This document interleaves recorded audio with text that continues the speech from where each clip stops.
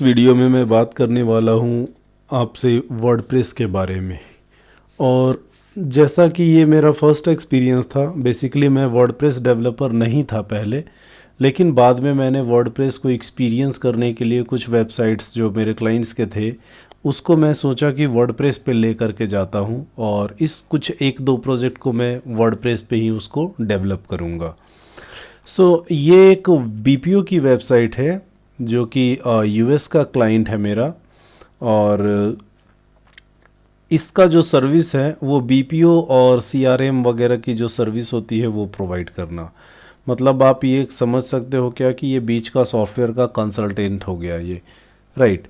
और बीपीओ और टेलीकॉलिंग से रिलेटेड बाकी सर्विसेज यूएस में ये प्रोवाइड करते हैं।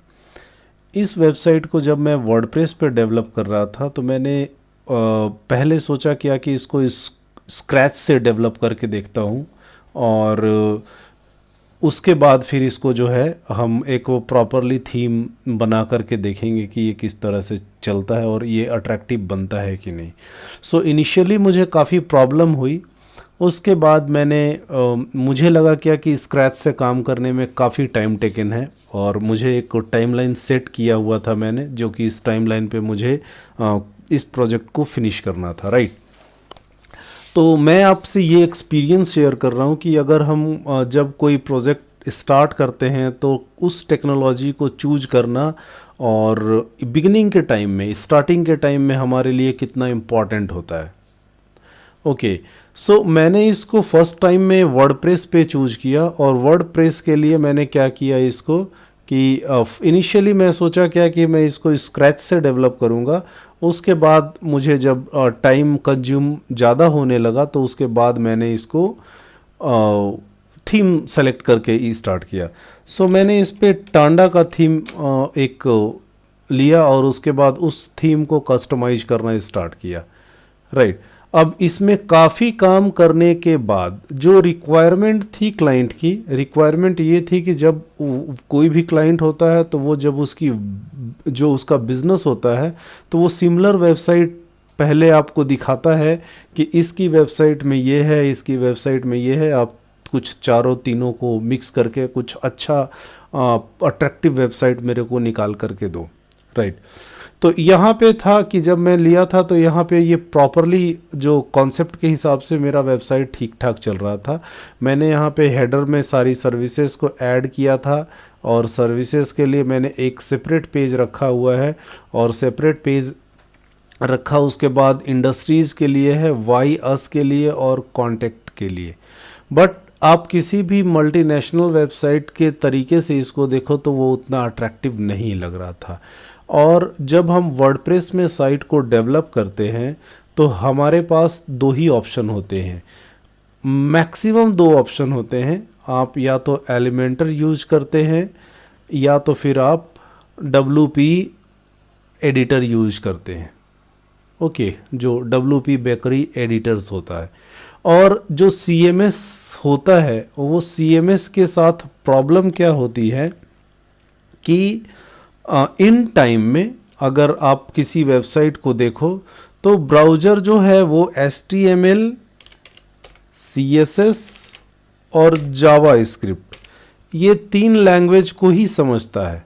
और जो CMS होता है, अगर हम कोई एलिमेंट्री यूज करते हैं या तो फिर हम WP बेकरी यूज करते हैं तो इन टाइम में वो हमारे लिए CSS लिखता है। मेरे यहाँ पे टाइप करके CSS लिखता है, HTML को कस्टमाइज करता है, HTML को कस्टमाइज करता है और कुछ JS भी लिखता है। ये प्री डिफाइन होते हैं जिसमें आपको बैकएंड में कुछ करने की ज़रूरत नहीं पड़ती है। आपको एडमिन में एक पैनल रहता है, उस पैनल से आप जा करके सारी चीज़ों को क्रिएट कर सकते हो।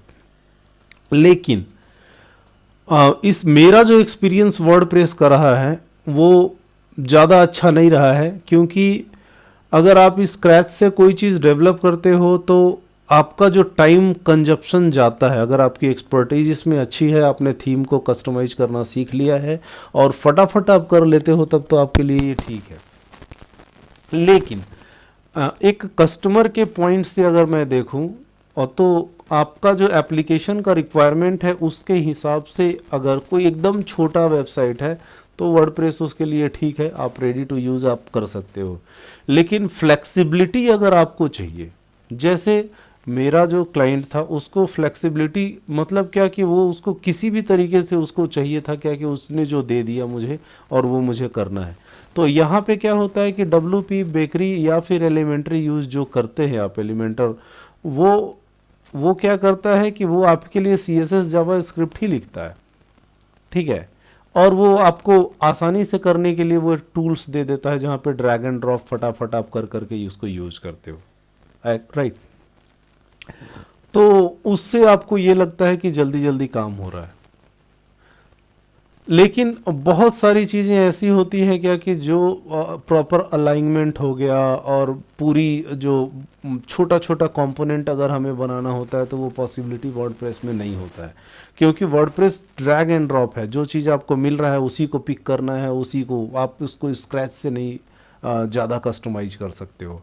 सो मैं मेरा 5 दिन 6 दिन का टाइम इस पे दिया और मुश्किलन 3-4 दिन का है तो ये वेबसाइट मेरी बन करके आई, जिसका अट्रैक्शन जो है वो बहुत ज़्यादा नहीं है और ये धीरे धीरे करके ये बल्कि भी हो जाता, क्योंकि ज़्यादा पेजेस अगर मैं ऐड करता तो उसमें परेशानी होती। कॉन्टैक्ट अस बहुत सारी चीज़ें इसमें बनी बनाई होती है, जैसे कॉन्टैक्ट अस में आपको जो फॉर्म है ये आपको मिल जाता है और कोई भी प्लगइन्स यूज करके आप ईमेल से इंटीग्रेट कर सकते हो इसको, ओके। तो बहुत सारी चीज़ें यहाँ पे मिल जाती है। इसके बाद जब मुझे सेटिस्फैक्शन नहीं हुआ तो क्लाइंट के अकॉर्डिंग मैंने उसको स्क्रैच से डेवलप करना शुरू किया, राइट। और अभी जो राइट नाउ मेरी जो वेबसाइट है उसके थीम के हिसाब से वो ये है, आप देख सकते हो क्या कि ये करंट की थीम है, जो ये अभी मैंने इसको बनाया है, ये पूरा का पूरा प्योर HTML है जो बिगिनिंग से बना हुआ है। अभी मैं वर्डप्रेस को कंपैरिजन करता हूँ, वर्डप्रेस ज़्यादा अट्रैक्टिव होता है, डिज़ाइन उसमें अच्छा बनता है, बट ज़्यादा लाइट होता है अगर आप स्क्रैच से कोई चीज़ करो, बिकॉज वर्डप्रेस में कोडिंग आपको सीखने की ज़रूरत नहीं पड़ती है।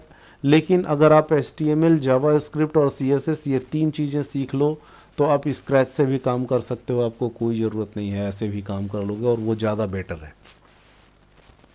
सो मेनू में फ्लेक्सिबिलिटी कस्टमर की क्या थी कि ये देख लो इस तरीके की रिक्वायरमेंट थी और ये कम्प्लीटली .NET के लिए बनाया गया है, मतलब ये अभी प्योर HTML है। अब ये जो मैंने अपना खुद का CMS डेवलप किया था उस CMS के साथ मैं इसको इंटीग्रेट करूँगा, जो कि मेरे हिसाब से मुझे लगता है क्या कि वर्डप्रेस से बेटर है, ओके।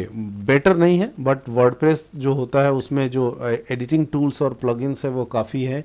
यहाँ पे हमें हर चीज़ें खुद से बनानी पड़ती है जो कस्टमर की रिक्वायरमेंट होती है, तो ये थोड़ा सा टाइम कंजप्शन ज़्यादा होता है, लेकिन यहाँ फ्लेक्सिबिलिटी ज़्यादा होती है, हमें डिपेंडेंसी नहीं होती है कि हम प्लगइन्स के ही सहारे चलेंगे, ओके। हर चीज़ के लिए प्लगइन्स, हर चीज़ के लिए प्लगइन्स, ऐसा नहीं होता है। सो ये मैंने मेनू बनाया है, ये मेनू एकदम कस्टमर के अकॉर्डिंग है, जिसमें उसमें कॉल सेंटर्स के लिए, कॉन्टैक्ट सेंटर्स के लिए सारे सेपरेट पार्ट्स बनाए हुए हैं, यहाँ पे अलग सेक्शन है, बैक ऑफिस के लिए अलग सेक्शन है और जो पेज है यहाँ पे सेपरेट पेज हैं सभी के। ये अभी ऑन गोइंग है और फिनिश नहीं है। और ये हाउ इट वर्क का है, जो सबसे ज़्यादा परेशानी वाली चीज़ इसमें यही हो रही थी, ये देख लो आप। इसमें मुझे दिखाना था कि स्टेप्स जो हैं वो स्टेप 1 स्टेप 2 में क्या क्या करना है और कुछ विजुअलाइजेशन थोड़े से देने थे इस पे, ये विजुअलाइजेशन दिए हुए हैं इसमें।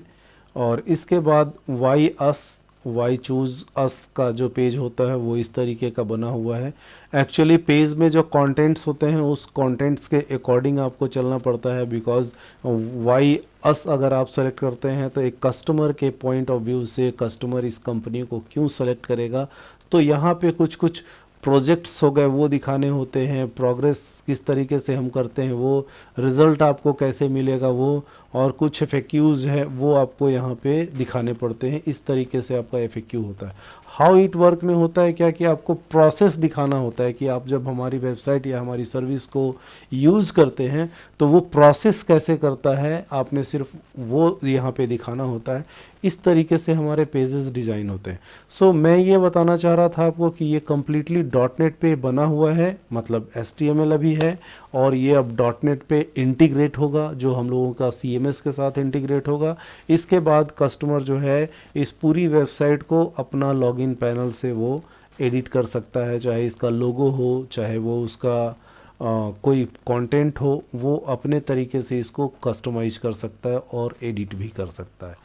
कस्टमाइज ज़्यादा पॉसिबिलिटी नहीं होती है, लेकिन ये एडिट किसी भी पॉइंट से कर सकता है। राइट। सो मैं ये आपसे बोलना चाहूँगा कि जब आप एज अ क्लाइंट वेबसाइट बनाते हो तो आप सबसे पहले टेक्नोलॉजी का सिलेक्शन करो। टेक्नोलॉजी आपको समझ में आता है तो उसके बाद आप उसको स्क्रैच से लेकर के जाओ। अगर आपकी छोटी रिक्वायरमेंट है तो आप वर्डप्रेस पे जाओ, अदरवाइज़ अगर आपको ये समझ करके जाना है, क्योंकि ये जो क्लाइंट था हमारा इसका लार्ज स्केल का है, क्योंकि एक एक मॉड्यूल इसका काफ़ी बड़ा है जो वर्डप्रेस पे पॉसिबिलिटी नहीं है। इसके वजह से मुझे वर्डप्रेस में जो टाइम मैंने दिया वो गया, और उसके बाद वापस से मुझे .NET पे लेकर के आना पड़ा।